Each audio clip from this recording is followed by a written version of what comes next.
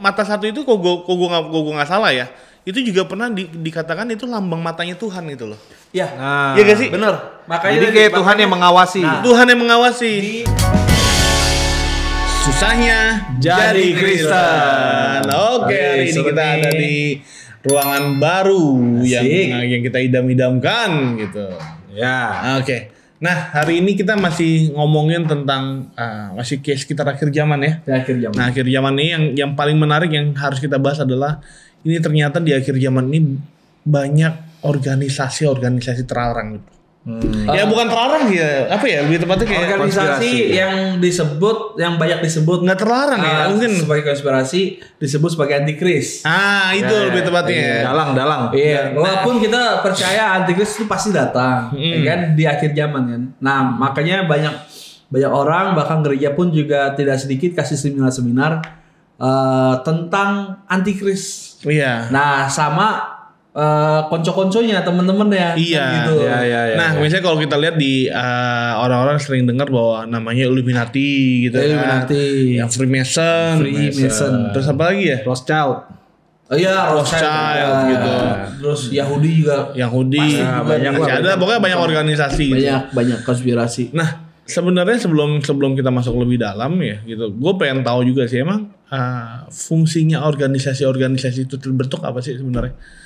Gitu. Apa tujuannya? Maksudnya kayak apa sih kok ini ada organisasi kayak gini gitu loh.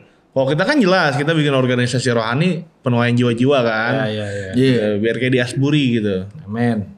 Coba Illuminati dah. Nanya. Kalau menurut lu gimana, Bil? Oke. Bil soalnya bawa buku, men. Oh iya. Iya. Thank you. Ya kalau dari gue mungkin bahas yang biasa buat dianggap sebuah organisasi atau komunitas perkumpulan yang tanda kutip sesat itu Freemason. Nah, jadi dari dulu tuh dari kita kecil kayaknya ya kita anggap ini yang namanya Freemason, Illuminati itu udah antikris. Yeah. Ini udah cikal bakalnya lah. Ini yang bakal ngancurin dunia gitu. Nah, tapi ternyata kalau kita dalemin itu nggak selamanya kayak gitu atau bahkan jauh dari mau menghancurkan dunia. Iya. Gitu ya. Benar. Ini salah satu buku yang gue baca dia tentang sejarah agama dunia. Nah, dia bahas di sini Freemason. Jadi Freemason ini memang masuk kategori New Age. Gitu ya, kayak New Age movement gitu. New Age movement itu apa tuh? Jadi maksudnya baru sama belum tahu. Iya, jadi itu kayak gerakan sebuah pembaruan spiritual manusia lah. Jadi kayak dia menggabungkan banyak agama atau kayak gitulah contoh-contohnya. Pencerahan kan. Iya, Renaissance. Ya pokoknya dia kayak semacam gerakan apa sih yang menggabungkan banyak agama dan keyakinan gitu. Jadi tujuannya itu kayak perdamaian gitu sih. Ya sekte gak sih dia? Ya mungkin kali ya. Bisa disebut gitu. ordo juga. Ya mungkin ya. Gitu. Nah, jadi nih kalau si Freemason ini gitu ya. Dia sebenarnya sebuah organisasi yang punya tujuan itu adalah salah satu tujuan utamanya tuh dia membangun kuil kemanusiaan.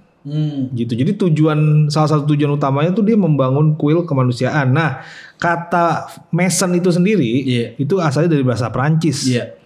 Yang bahasa Perancisnya makon yang artinya tukang batu. Gitu. Jadi mungkin makanya jadi kayak Freemason kan apa sih lambangnya tuh kan jangka sama apa sih dia? Jangka sama panjang. Bukan. Jangka penggaris gitu. Nah, itu sebenarnya mungkin maknanya ingin membangun MIPA. bukan MIPA. Iya, dia pengen ngebangun kuil kemanusiaan itu. Jadi yang dibangun tuh manusianya.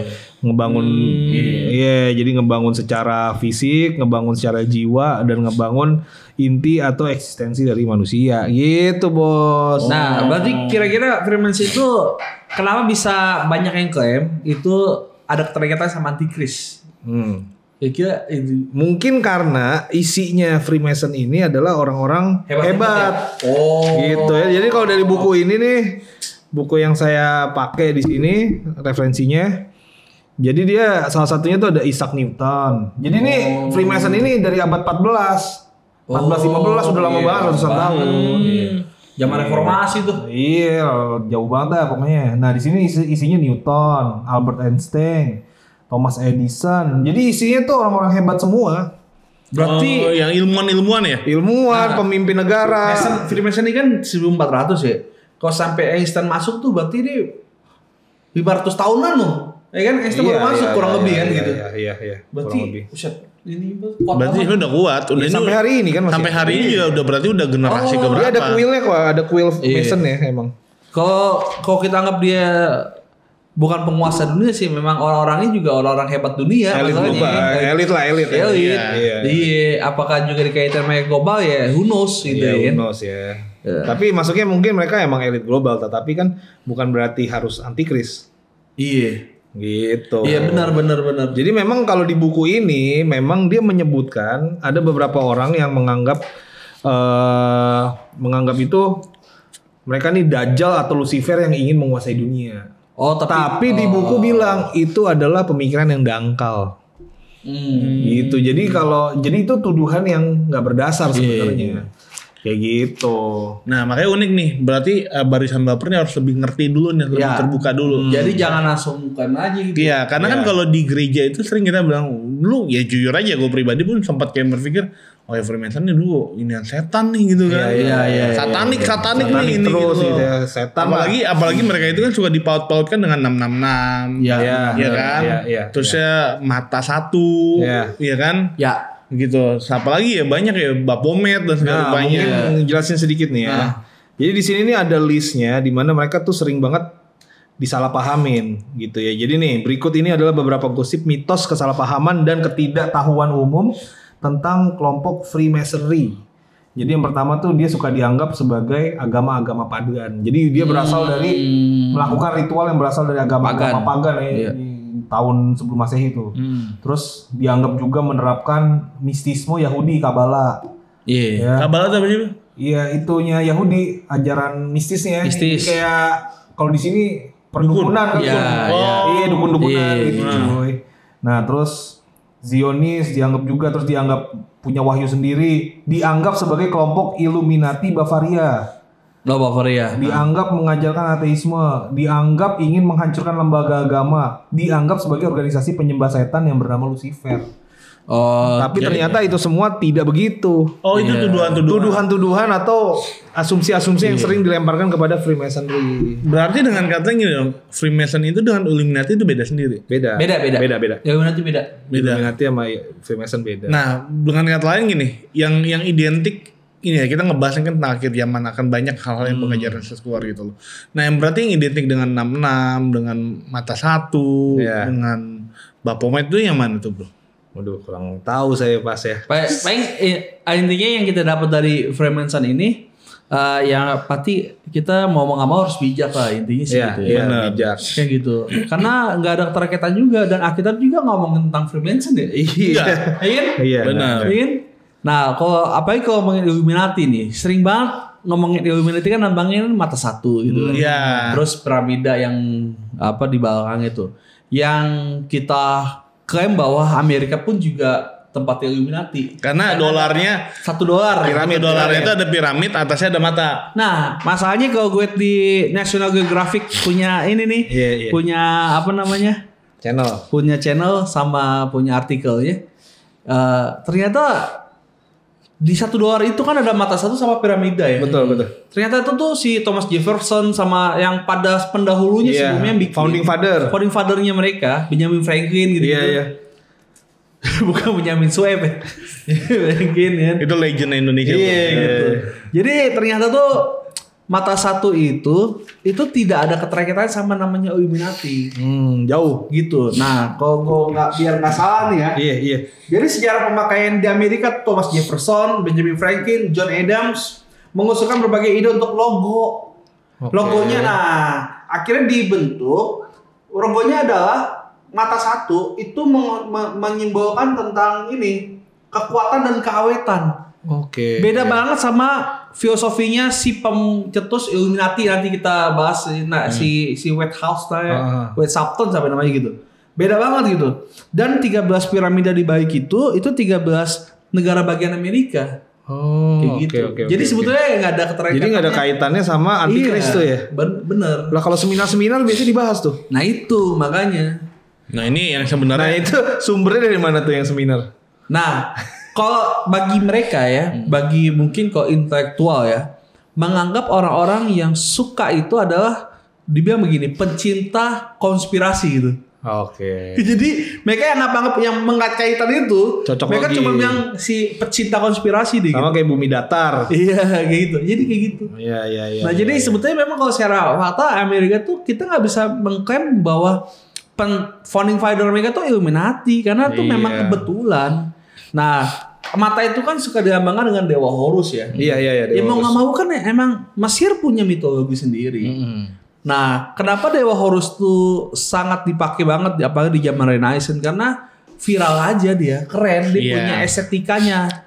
Nah Amerika pun juga pakai itu lebih ke condong ke estetikanya bukan kepada filosofinya. benar. Oke. Kayak gitu. Jadi agak sedikit jauh. Nah, Jadi bisa dibilang di mitologi tuh ya?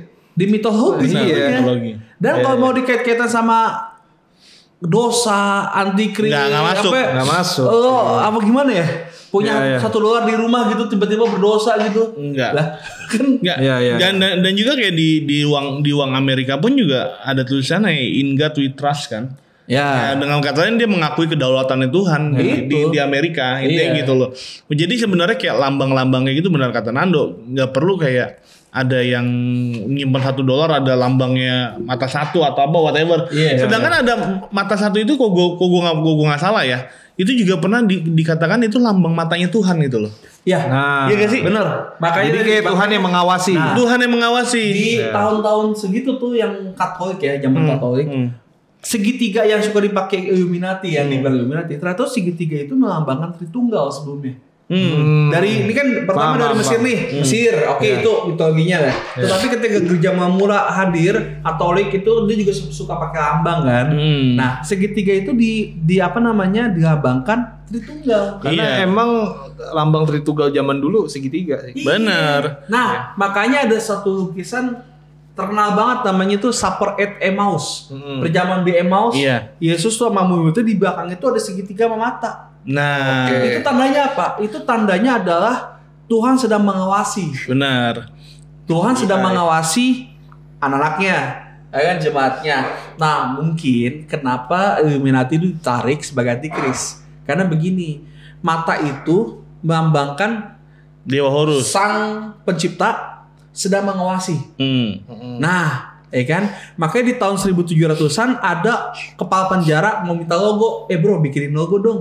Dibikin logo tentang pengawasan penjara, gak akan bisa kabur di sini. Dibikin mata. Jadi melambangkan diawasi. Nah, mungkin ditarik Illuminati menarik itu antikris. Ada elit global yang mengawasi kita. Oke, paham. Dikaitin sama apa namanya itu? Chip. Lo data lo nggak bisa diapa-apain nih, lo kemana aja bisa dicari. Mungkin di situ kaitannya. Apalagi ditambah lagi ada filmnya Fast and Furious ya, God Eyes. Yang dimana bisa dilihat oleh orang gitu loh. Jadi sebetulnya itu esensinya cuma diawasi doang. Iya. Tapi kalau apakah benar elit global mengawasi? Who knows? Gitu kan? Iya, nggak ada yang tahu. Dan pasti kayak misalkan kalau itu benar ya mereka cuma pada akhirnya pengen mengkontrol manusia. Iya. Dan sebenarnya kalau kita berpikir ya udah emang terjadi lo nggak bisa tengang-tenging kayak di menara doa gitu kan. Ya nggak bisa emang kalau misalkan hal itu terjadi ya udah harus terjadi lah. Iya, intinya kayak gitu. Teknologi kan. Makanya ya kita jangan terlalu fokus dengan lambang-lambang gitu loh. Iya. Ada yang pernah bro plat nomor motor atau apa gitu. Dulu ya zaman dulu ya itu kesaksian dari tante Omi kalau nggak salah pernah bilang bahwa ada pengerja beli motor baru plat nomornya ada 663 kalinya itu. Terus dia dekat damai sejahtera dia. Nah ini yang bahaya kalau menurut gua. Dijual gimana? Dijual. Ya. Tahu gua dijual lagi. Itu gua ingat banget tante Omi yang cerita waktu itu yang tante Omi kan sering bawain tentang akhir zaman kan gitu. Nah menurut gue ya sebenarnya nggak ngaruh men gitu loh. Iya benar. Masa kerohanian lo dipengaruhi oleh sebuah benda gitu loh. Benar-benar. Dan harus diingat sebenarnya namanya elit global itu tidak selalu harus intelektual. Ada elit global yang menguasai bisa dibilang menguasai dunia itu dengan filosofi Yesus. The family. The family. Gitu. Atau bisa disebut the fellowship. The fellowship. Jadi itu maksudnya apa tuh the family? Gue baru nonton tuh filmnya tadi di Netflix Jadi, juga ada. Simulator. Banyak orang berpikir kalau udah elit global udah pasti jahat. Oh iya Dan benar. elit global ini udah pasti setan lah, Lucifer. Iya. Dan apa namanya COVID nih akibat elit global Iya, gitu ya, who knows lah ya. Tapi ternyata tuh ada seorang yang ngeluarin sebuah buku judulnya The Family. Jadi kalau nggak salah ya nama judulnya Family, dan emang ini di Netflix juga udah diangkat. Iya. Judulnya The Family. Nah di situ dia mengungkapkan ada sebuah organisasi yang tidak kelihatan, tapi itu sangat kuat di Amerika. Oh. Bahkan dibilang salah satu atau bahkan satu-satunya organisasi terkuat di Washington DC. Itu, Tapi kasat mata. itu sama kayak Illuminati gitu ya? Iya kurang lebih gitu ya. Apa sih jadi kayak namanya? diem. Iya, diem-diem. Secret organization. Iya, ordo yang rahasia Iya, gitu. nah waktu gua nonton gua berpikir bahwa oh ini kayaknya sama nih kayak Illuminati, ya kan kayak setan-setan gitu kali ya, kurang lebih sesat lah. Ternyata enggak sama sekali. Waktu dibuka ininya apa istilahnya nilai-nilainya mereka, tujuan utamanya mereka itu adalah penginjilan. Gitu. Ternyata mereka itu ingin KKR atau bukan KKR sorry, membangkitkan kerohanian orang di seluruh dunia. Wow. Gitu. Dan bahkan ada satu jargonnya mereka adalah Jesus plus nothing. Maksudnya tuh gini, Yesus adalah satu-satunya. Kalau kata Yohanes Pembaptis kan, dialah kami semakin kecil, dia semakin besar. Nah itu maksudnya Jesus plus nothing. Jadi filosofinya itu Yesus banget. Iya. Dan mereka itu elit global, mempengaruhi banyak negara. Nah salah satu negara yang waktu itu dipengaruhi adalah Libya, Muhammad Gaddafi. Jadi ini Ada negara gagal tuh ya?